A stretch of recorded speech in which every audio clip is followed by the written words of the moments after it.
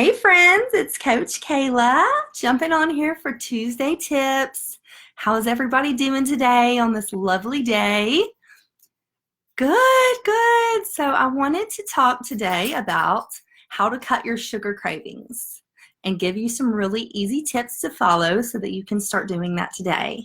I know we just got over the holidays and everybody has started their New Year's resolutions. You're trying to lose weight. You're trying to stop eating so much sugar because that's all we ate over the holidays.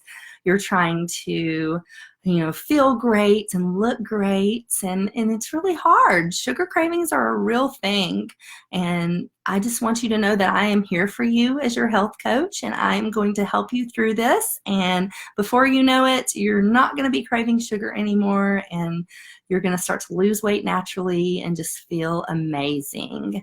So I am actually going to be talking about the same topic coming up on Thursday at 6 p.m.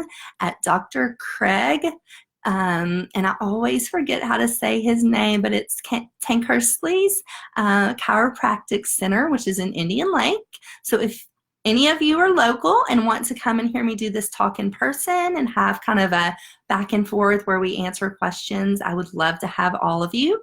So that is on Thursday night at 6 o'clock, and his office is in Indian Lake. So please reach out to me if you want to come, just so we know that to expect you. So how do you cut your sugar cravings? Well, first, I want to tell you who I am. So I am a health and wellness coach. I have been in this industry for almost 20 years, and I work with clients on how to cut their sugar cravings, but I also teach them what to eat and what exercises to do based on their body and their blood type so that they start to lose weight naturally. They have tons of energy, they cut those cravings, they age gracefully, and they fight illness and disease. So a couple things that I like to remind my clients: just because a food is healthy does not mean that food is healthy for you. Certain foods work with certain blood types. So just because it's healthy does not mean it's healthy for you. The second thing is, certain exercise can actually make you fat depending on how your body handles stress. So certain blood types do better on high intensity exercise, and other blood types do better on yoga and meditation and more low intensity exercise. And then the third thing is that many supplements are wrong for your body and your blood type. Just because a supplement is healthy does not mean it's right for you. And also, supplements are meant to be what they're called, supplements. They're not to replace balanced whole food nutrition. So just keep that in mind when you're taking vitamins or supplements or whatever it is. Try to get that through whole food, but if you can't, then that's when a supplement would need to be added into your lifestyle and into your diet. So now let's talk about what happens when you eat a piece of candy or a piece of fruit. That food is going to quickly turn into glucose in your blood. And your blood wants to move that glucose out of the blood and into the cells for quick energy. In order to do that, the body has to release insulin. Your body also sees sugar as a reward, so the more you eat it, the more that it wants it. And so the body, releases that insulin, and that's when you will get that sudden spike, and then you get that sudden crash, and your body's just craving more and more sugar. So that, midday sugary treat that you eat is going to set you up for wanting to eat more sugary treats throughout the whole day. And the other thing that happens as well is if you eat a lot of carbs and simple sugars or sugar in general, your body has a protein in your blood called leptin. And if your leptin levels get off, you're never going to be satisfied and you're always going to be hungry because that hormone regulates your hunger. So really try to pay attention to that when you are constantly eating carbs or eating things with sugar in them. you don't want to mess up your leptin levels. It's really important to kind of keep those stable. And one way to do that is by keeping your blood sugar stable. But that's another topic for another day. So today we're talking about cutting those sugar cravings.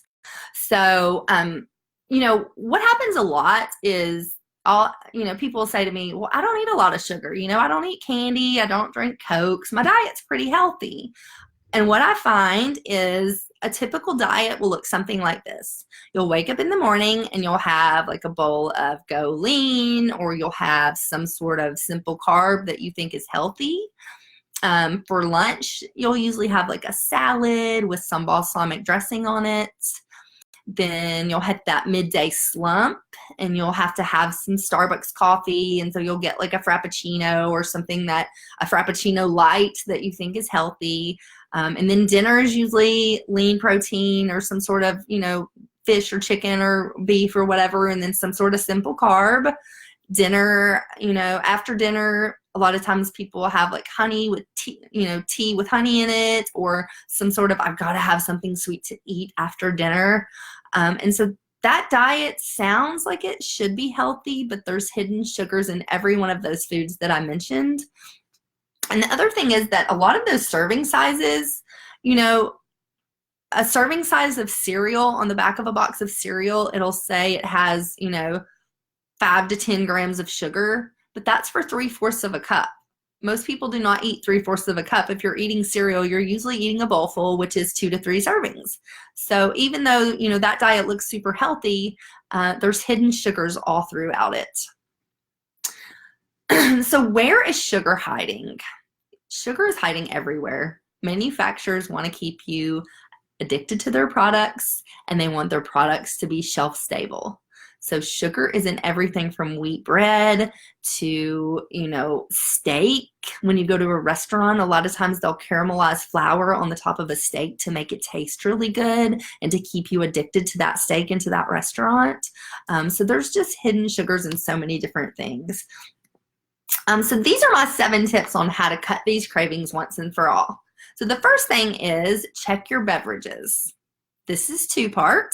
The first part is, make sure that you're not drinking hidden sugars. Make sure even like some foods, a sweet tea or even like an unsweet tea from a bottle, or, a Starbucks coffee, or anytime you drink a packaged drink like that, it's going to have a lot of sugar in it. Just make sure you read those labels. And like I said before, the reason for that is because manufacturers want to keep, well, obviously they want it to taste good, but they also want to keep it shelf stable. So if you drink something out of a bottle, that's probably been sitting on the shelf for a while and it has lots of sugar in it, lots of preservatives. So just make sure you're really reading those labels. The second thing is make sure you're drinking enough water.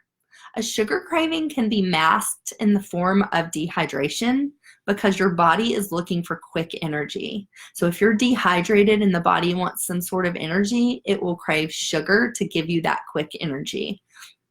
The second thing is try to get your sweet fix from naturally sweet foods, fruits, vegetables, herbs, and spices. I coach my clients on you can eat really delicious foods and satisfy your sweet tooth, satisfy your hunger without eating a lot of sugar and processed foods. And that's really just retraining your taste buds to like some of these foods that are less processed and less sweet. And that's all things that I teach my clients how to do. So the third thing is make sure you're getting enough sleep. If you are not sleeping at least 6 to 8 hours a night, or if you're getting interrupted sleep, you keep waking up and, you go to bed at different times, you wake up at different times, your body rhythm is all off. A lot of times your body will mask a sugar craving because, again, you're looking for quick energy. So the body wants that energy and you're going to crave sugar to give it energy because it actually needs sleep. So make sure you're sleeping at least 6 to 8 hours a night. The fourth thing is check your protein. This, again, if you're not getting enough protein, you're going to crave sugar. And if you're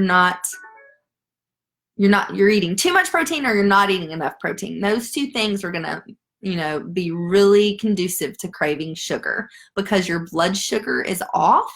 So that makes you crave sugar. Protein is really good at stabilizing your blood sugar, keeping you full and satisfied so you don't search for other areas for quick energy.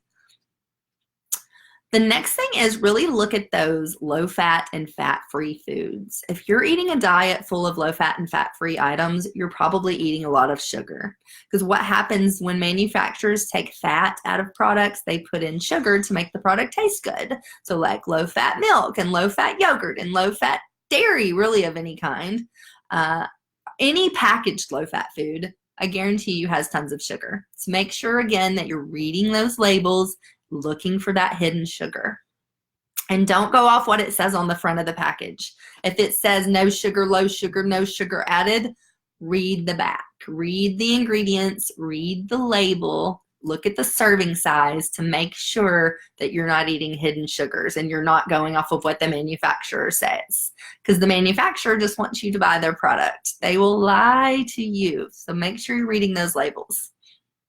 The sixth thing is you want to make sure that you're moving your body on a daily basis.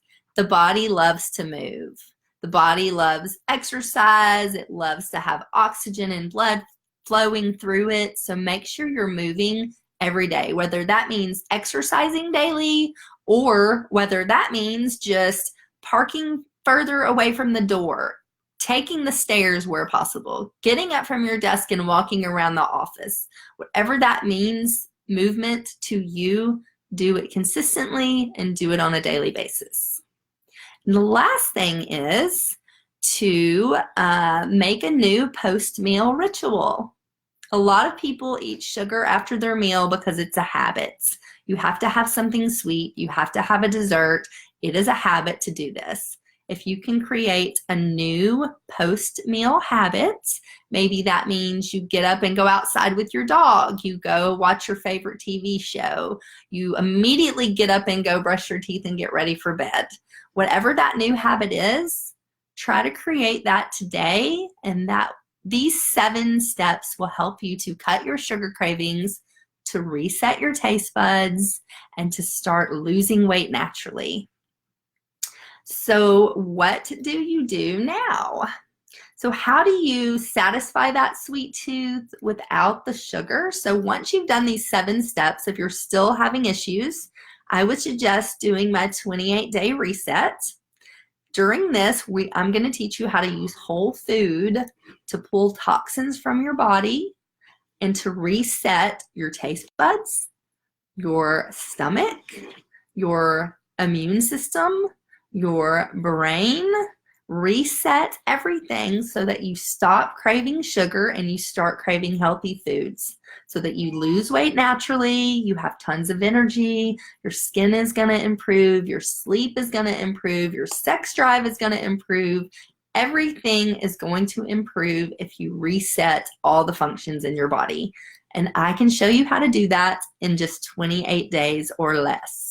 So please reach out to me to schedule that. I will be starting my next group up soon, so make sure you do that pretty quickly. And I think that's all I have for you guys today. So thank you for watching. And if anybody has any questions, I would love to answer them. Please reach out to me privately. And I thank you guys again. Have a great Tuesday. Bye, everybody.